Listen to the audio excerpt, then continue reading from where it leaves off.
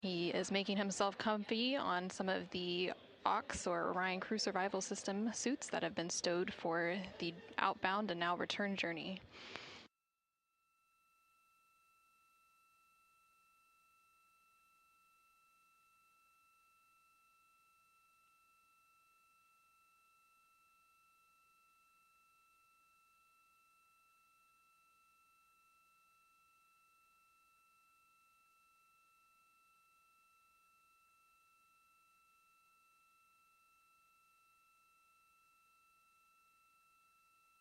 Shortly after the completion of these couple of public affairs downlink events, the crew will begin winding down for their day, and they will have the opportunity to eat dinner. Some of the items on their menu today for dinner include chicken with corn and black beans, sweet and sour pork, rice pilaf, spicy green beans, citrus fruit salad, and maple cream cookies.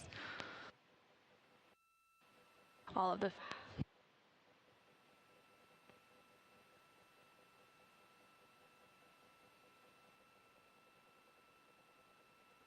And now we will go ahead and stand by for that public affairs event beginning in just about a minute.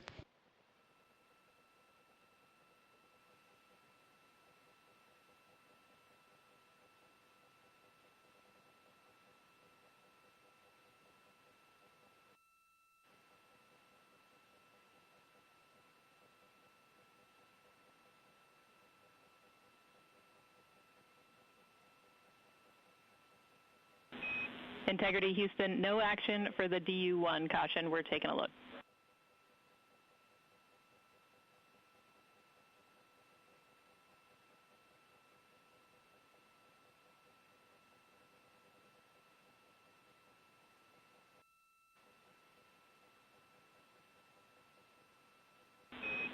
Integrity, this is Houston. Are you ready for the event?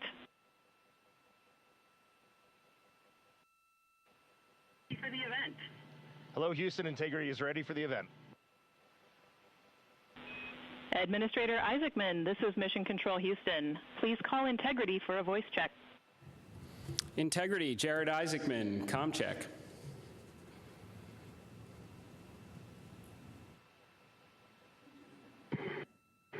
Administrator Isaacman, we've got you loud and clear, sir. How us? I've got you loud and clear. Artemis II crew, we have a very special guest who wanted to be the first person to greet you after your return from the far side of the moon. Reed, Victor, Christina, and Jeremy, it's my honor to introduce the President of the United States of America, President Donald J. Trump. Over to you, sir. Well, thank you very much, Jared, and you are doing a fantastic job. And hello, very special hello to Artemis II. Today you've made history and made all America really proud, incredibly proud. We have a lot of things to be proud of lately, but this is there's nothing like what you're doing, circling around the moon for the first time in more than a half a century and breaking the all-time record for the farthest distance from planet Earth. Humans have really never seen anything quite like what you're doing in a manned spacecraft. It's really special. I want to personally salute and congratulate Commander Reed Weissman, Pilot Victor Glover, Mission Specialist Christina Koch, and Jeremy Hansen. And I also want to thank the entire amazing team at NASA, headed by Jared, who's a very special guy, by the way, and you all made this day possible, and you've really inspired the entire world. Really, everybody's watching. They find it incredible. I just watched you go to the back of the moon, and people haven't been there in a long time, we can say, but it's going to be more and more prevalent because we're going to be doing a lot of traveling, and then you're going to ultimately do the whole big trip to Mars, and that's going to be very exciting. So you look at, we had no astronaut has been to the moon since the days of Apollo program. The Apollo program was also very special, but that was 50 years ago. And at long last, America is back, and America is back in many ways stronger than ever before. We're the hottest country anywhere in the world. The Artemis crew flew in the most powerful rocket NASA has ever made, ever launched, traveled over 250,000 miles, broke the distance record set by the legendary Apollo 13. And America is a frontier nation, and the four brave astronauts of Artemis II are a modern day, you really are modern day pioneers, all of you, and one of them happens to be a neighbor. You know who that is, right? You have a special person over there, a neighbor, and we like our neighbor. Your mission paves the way for America's return to the lunar surface very soon. We're going all out. We're doing everything we can, and it's headed up by Jared. We'll plant our flag once again, and this time we won't just leave footprints. We'll establish a permanent presence on the moon, and we'll push on to Mars. That'll be very exciting. I'm waiting for that so much. I'd love to be here, but maybe we won't quite make it in terms of timing. But we will be up in the moon, and that's going to happen soon. So America will be second to none in space and everything else that we're doing, and we will continue to lead the whole thing into the stars, this incredible journey into the stars. So I just wanted an honor to speak to you, and I wanted to congratulate each and every one of you. And tell me, what is the most unforgettable part of this really historic day? The whole world is watching and listening. Please tell me.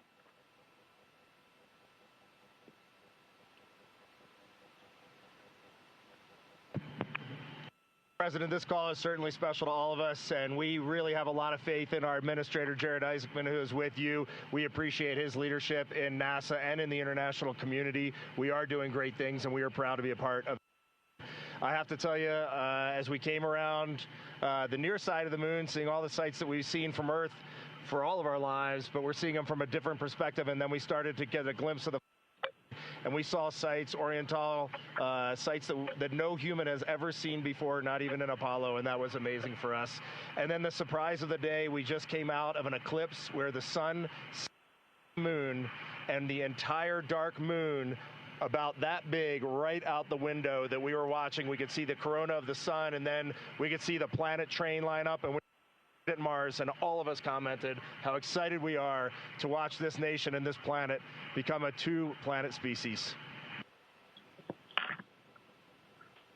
That is fantastic. You know, I had a decision to make in my first term, and the decision is, what are we going to do at NASA? Are we going to have it be revived, or are we going to close it down? And I had very little hesitation, and it's really great to have somebody like Jared involved, because he really makes it much easier for me. But it was not even a question in my own mind. We've spent what we had to do, and then of course we have Space Force, and Space Force is very much related to what you're doing, and that was my baby. That was a very important one, and it'll turn out to be truly one of the most important, I believe, decisions I've ever made. So we're very proud of Space Force, and we're very proud of all of you. Does anybody else have anything to say? A lot of people listening.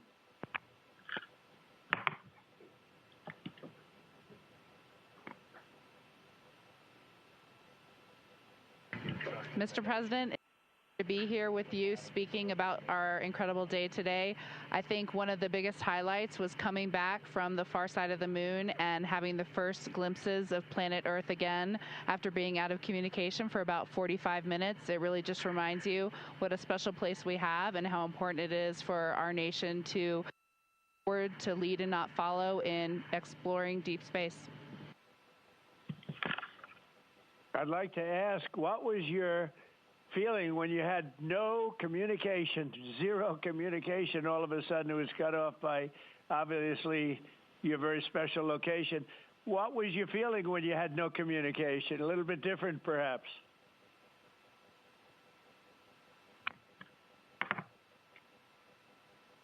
Yes, Mr. President, it was I said a little prayer, but then I had to keep rolling. I was actually recording scientific observations of the far side of the moon. You know, that is actually the time when we were the farthest and the closest to the moon. And so we were really able to make some of our most detailed observations of the far side of the moon up close. And so we were busy up here working really hard. And I must say, it was actually quite nice. Did you see a difference, a big difference, between the far side of the moon and the near side of the moon? Was there a difference in feel or difference in look? What did you see?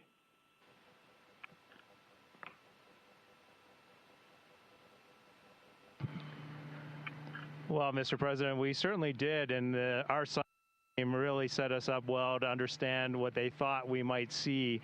And the gravitational pull of the Earth has had a profound effect on the near side of the moon, changing all those dark mares, those dark patches of the moon you see from Earth. It's very different on the far side. While you see some small patches of those mare in deep craters, it's very much absent on that side, so that's really neat. And while I have the microphone, sir, I just want to thank you on behalf of Canada. The space leadership you spoke of from America truly is extraordinary. I've said this many times before.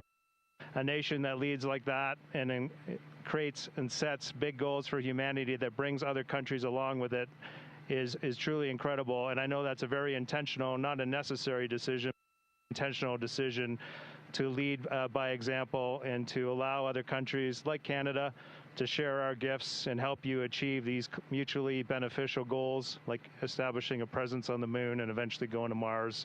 And Canadians are so proud to be a part of this program.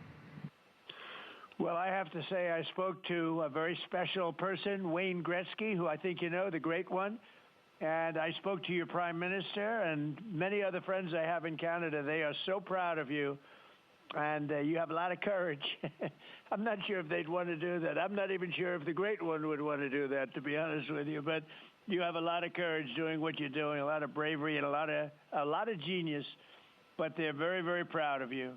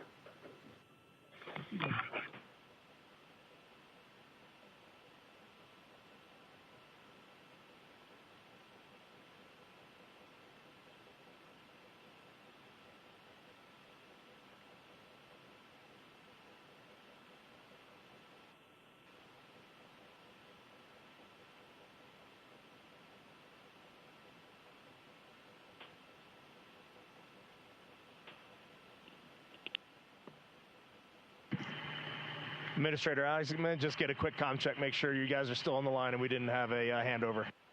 I am. Yes, I am.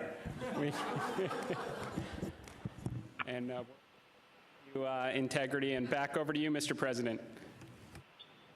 Yeah, I think we might have gotten cut off. It is a long distance. It's a long ways. The reception's been great.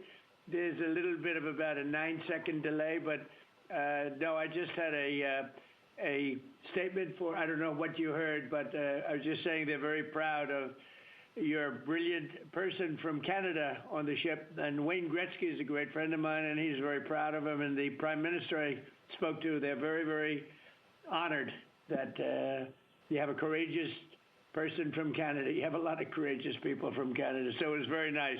I'm not sure if you heard me say that, but it was very nice.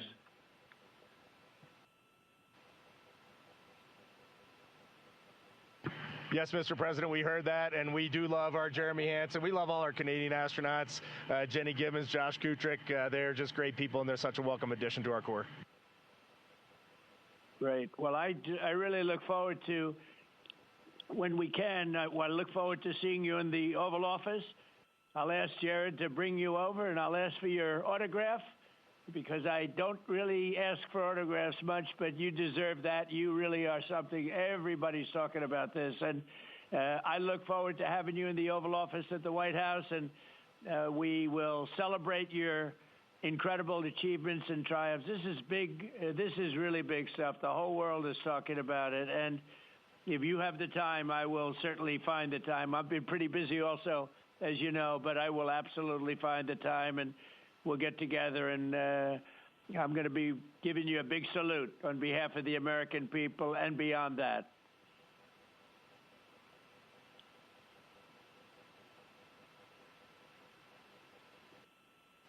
Thank you for that, Mr. President. And when you want us, we will be there. And thank you for your leadership. Thank you to Jared for his leadership. Really, thank you for taking the time out today to visit NASA. It's really special for us, but it's really special for the team on the ground. A whole team of people all around the world pulled this off, and we just want to say thank you to all of you for this It is the thrill and honor of a lifetime to have been on this journey. Today was amazing, but this 3-year journey has been amazing, and it was made possible by the American people and the Canadian people, and we're so grateful to you all. Thank you very much.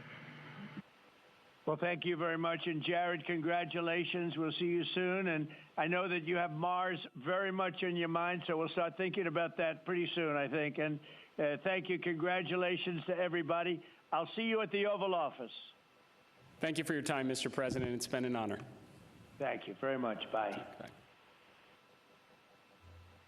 Integrity. This is Houston ACR. That concludes the event. Thank you. Thank you to all participants. Integrity, we are now resuming operational audio communications.